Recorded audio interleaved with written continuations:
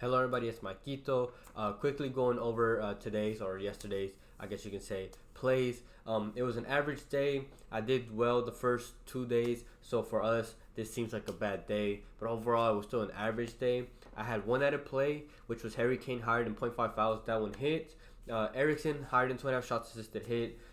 Christensen, higher than 79.5 passes hit. Kiwior lower than 45.5 passes hit. And then the Netherlands money line against Poland hit. Denmark money line against Slovakia. They absolutely choked that game. They should have won. They let Slovenia get the momentum. England Serbia, I should have just stuck with the money line. They barely scraped the win. England very much. Now I remember why we just don't trust England, because they take a lead and then they just don't capitalize on it. And then Højlund higher than 0.5 goals and assists. He had one really good chance, and Oblak made the save. He should have scored, in my opinion, but it was a really good save, so he was unlucky to not score that goal. And then Saka higher than 2.5 shots. He didn't even take one. Like I said, he was playing good, but he was more of a distributor. He was dribbling on the wing and doing really good, getting past them and then passing the ball in. But it wasn't looking to attack, which, I mean, I guess gives me an idea on how he's going to play. So I just assume that I'm going to do better as the players and games, same teams play again, because now I have an idea of how they're going to play in the game. And so there's a couple games tomorrow. There are a couple that I did like. Again, I'm not going to force any plays. There were some that I did like, so I'll get straight into that. My first play is Jeremy Doku higher than 0.5 shots on target, playing for Belgium, going up against Slovakia. Slovakia are not a team that likes to press whenever they are defending. They're just ones that like to sit back, let teams kind of control the ball and try to defend whenever they can. When they lose the ball, Slovakia tend to leave space, because whenever they do sometimes press, they are vulnerable when it comes to keeping the shape of their defense. And so they leave space in the middle, which is good for us because that's the space that Doku can exploit. He's a very quick player.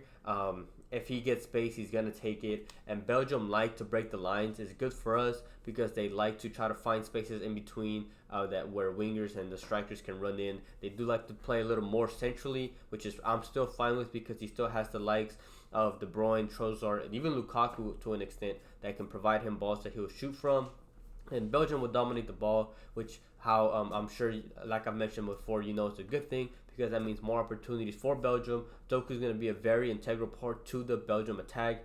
He's, in my opinion, best player that Belgium have right now, that they need to rely on. If he plays good, Belgium will definitely play good. So like Jeremy Doku to go higher than 0.5 shots on target. My next play is Mykhailo Mudryk to go higher than 0.5 shots on target, playing for Ukraine, going up against Romania. You can take a look at his 2 shots, but for him to go over on that, he needs 3. And I'm confident that if before he even gets that third, his first 2 shots, one of them will be on target. And the reason why is because Romania struggle also, like Slovakia, in keeping a defensive shape whenever they are defending. Ukraine that's even better for us, because Ukraine is how they like to play. They use their striker, which in this case is probably going to be Dovbyk. They use him, they pass him the ball, he holds it for a second, let the center backs press him to try to take it away, which leaves space in the center. In their gaps in their defense, which the wingers like obviously Mudryk and Tshiganov to exploit, which is again good for us. And they play out of position. Romania is tough. This is going to be Romania's toughest opponent in over a year. The only tough opponent that they have had is Switzerland, so they haven't really had a lot of practice. Even the friendlies that they had, they didn't play any good opposition. So I feel like it's a good chance for Ukraine to go in there and make a statement. They need to win this game against Ukraine to have any chance to get this second or third place spot, which is what they need at least. And he's going to be an integral part of that. Other than Dovbyk, he is their best player. I know people like to make jokes about him in Chelsea, but there's a reason why he costs a lot of money, because he's actually really good on the wing, and he'll take long shots if he has to. He likes to take long shots. If not, like I said, he'll find the spaces in between the defenders against this Romanian defense, which he can exploit and take shots from there. So I like Mykhailo Mudryk to go higher than 0.5 shots on target. And then the last play that I liked was Philipp and Wene to go lower than 37.5 passes, playing for Austria, going up against France. France will dominate the ball. Doesn't matter who they play against. France like to hold the ball, and the reason why also is because when they don't have the ball, they press really high, and they will try to get the ball actively. They don't sit back, let the opponents even try to build up a play. They're actively being aggressive and trying to get the ball back, which is good for us because obviously Austria is not going to have the ball, and it's not going to give him a chance to play passes. He's our left back. He's our defender on the left side. And then when Austria defends, whenever they try to get the ball back, they try to force their opponents to play centrally, so they can then crash the middle and then take the ball that way, which again is good for us because if they get the ball back, they'll be in the center of the pitch, not playing wide, which is where he plays, which again good for us. And then if you look, that's even if Austria press, because it's France and they'll be lucky to even get a point against them. And if you look at the last games that they've had, friendlies and not friendlies, I'll just read some of the games for you. Against Switzerland, they have 52% of the ball. He had 27 passes under. 54% of the ball against Turkey. He got subbed out, which is important to mention, and I'll say that here why in a second. And he had 25. 53% against Slovakia, 33. 44% against Germany. He got subbed out, and he had 30. He got subbed out against Sweden, where he had 53% possession and had 26.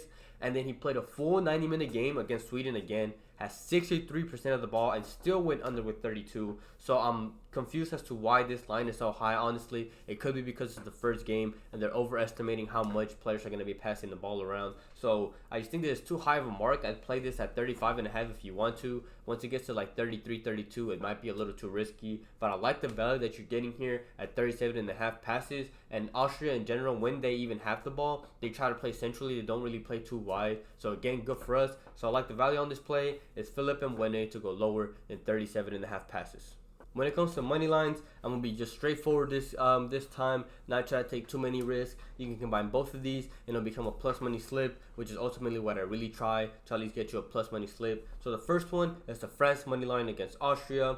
They are definitely the favorites in this tournament, and the reason why, because they have way too much depth. They, even off the bench, they have really good players, and even just their starters, they have Griezmann, they have Mbappe, they have Dembele in the attack. They still have Conte there, who has been playing good in the Saudi league in defense. They have Saliba in defense. They have Maignan, Theo Hernandez, all across the board. They have a stacked defense. They have a good midfield. They have a really stacked attack. And there's going to be too much for this Austria team to overcome. I feel like it's going to be just a lot of Austrian defending and try to hold off their pressure. And I think, in my opinion, France need to win this game because they saw the Netherlands today win, and they're in their group. And if they don't win this game, then they'll be at a deficit. Their next game is against the Netherlands, so if they tie or lose, they'll have less points than them, and they want to get first place so they can get that favorable opponent in the second round. So France is going to go out there and prove why they're arguably the best team in the world.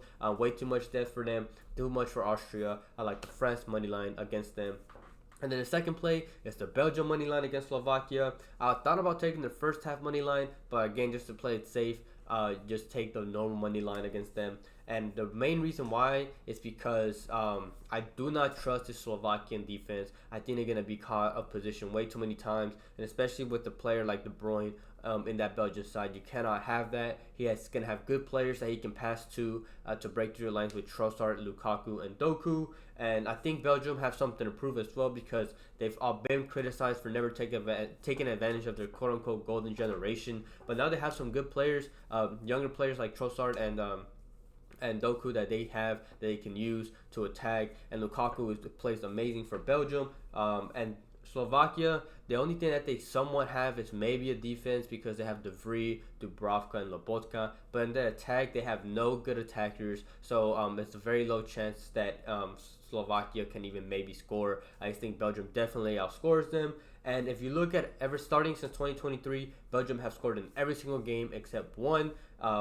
And they have not lost a single game since then. They're ranked third in the world for a reason. They have a good team, and they're one of the, even though it's Belgium and they're a big name, they're still one of the underrated teams in this tournament. So I think they go out there and prove a statement against a weak a leaky Slovakian defense that leaves space everywhere whenever they defend. So I like the Belgium money line against Slovakia.